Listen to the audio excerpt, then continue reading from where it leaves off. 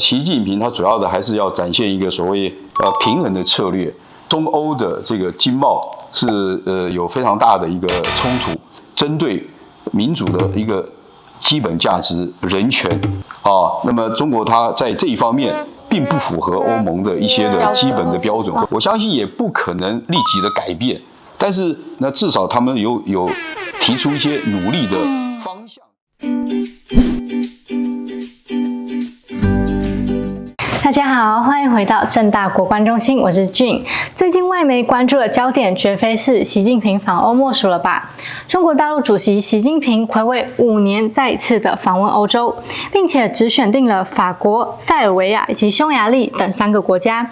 为什么是这3个国家呢？这一次探访的目的又是什么？今天节目邀请了台湾欧盟论坛召集人张台霖老师来跟我们聊一聊习近平访欧的原因，欧盟现在的局势如何，以及最重要的是，这会对未来的台海局势产生什么样的影响？让我们欢迎张老师。好，你好，大家好。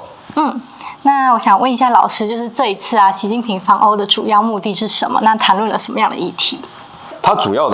是加强一个所谓的多边的对话，还有一个所谓的双边合作。那么特别是我们都知道，俄乌战争，对不对？然后还有以哈的冲突啊，像这些国际的问题。那么另外还有特别经贸的，所以我们也看到欧盟执委会的那个主席 von der Leyen， 那么他就一起出席了所谓的这个中法欧的3方的这样一个会议。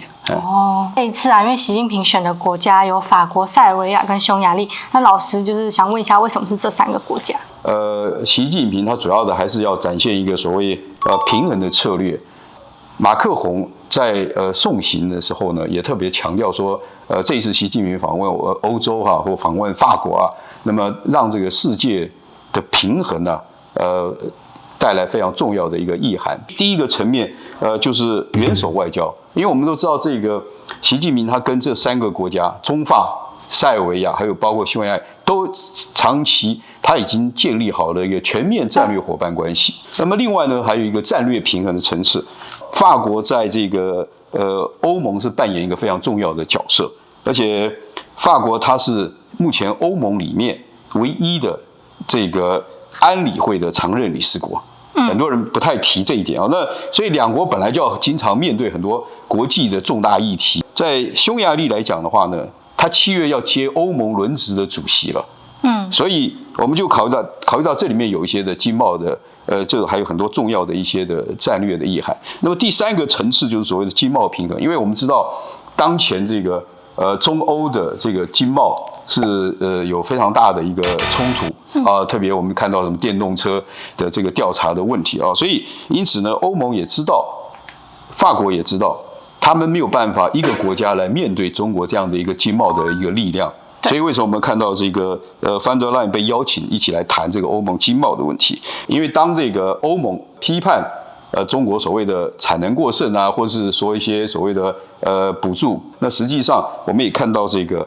匈牙利跟塞尔维亚，它其实是在这个中国"一带一路"里面的可以说是最大的合作伙伴，也是最大的受益者。所以我说这个3个平衡来考量它的这样一个访问。我看很多报道很多外国媒体没有特别看好这一次北京跟欧洲3国的会谈，还有媒体会直接分析说马克宏没办法改变北京挺俄罗斯。那请问老师对这件事情的看法是什么？当然必然就是说你不可能一个就是刚刚前面谈的元首的外交就可以解决所有问题。对，所以我们讲我相信也不可能立即的改变，但是呢，至少他们有提出一些努力的方向跟这个机会。别忘了6月9号欧洲议会要改选。那马克宏他的那么积极，也是希望能够在这个欧洲议会选举里面能够有一些政绩，因为他现在的民调并不好。不高。对，所以我说其实都有很多目的。第二个，在双方的共同宣言里面呢，其实是有几个努力的方向。第一个，奥运的期间，双方可能他们要去努力希望全面的停火。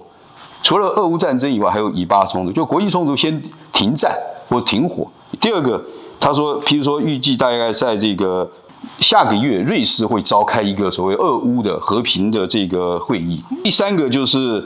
在经贸的议题上面呢，双方就是比较能够缓和一下现在目前欧盟跟中国之间经贸之间的一个对立，比如说电动车补贴啊，这个或是制裁。习近平也谈到说，如果你们不能够把大家不能够把这个电动的车问题好好解决的话，那事实上，那么中国也可以去制裁那个法国的 Cognac 干邑白兰地。意思就是说，可能要多一步的耐心跟多一点的这个讨论或是谈判。所以像我觉得这一方面就是说，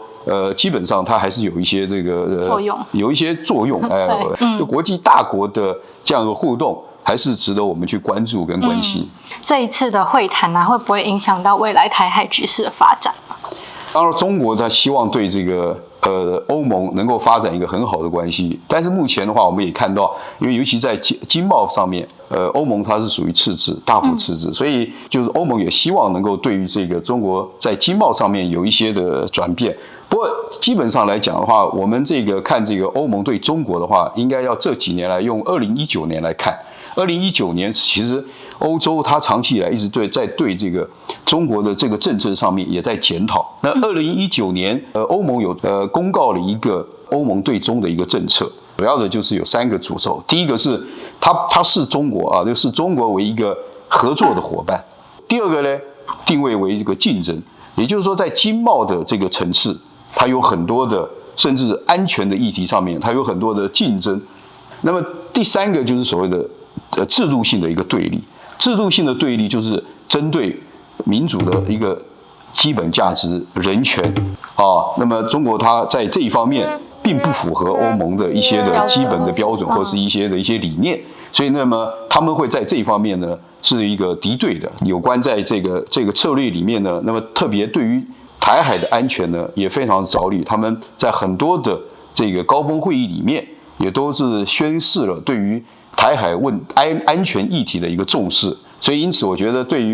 至少对台海来讲不会有什么太大的意外的一些发展了。意思就还是我觉得还是稳定，而且欧洲他们还是很重视台海的安全，也有很多具体的一些作为跟这个一些的策略。习近平访欧，然后回到中国大陆之后呢，会在这周跟普丁见面。那想问老师对这件事的看法是什么？说基于国际法。国际法还有和平的话，安全的话呢，那么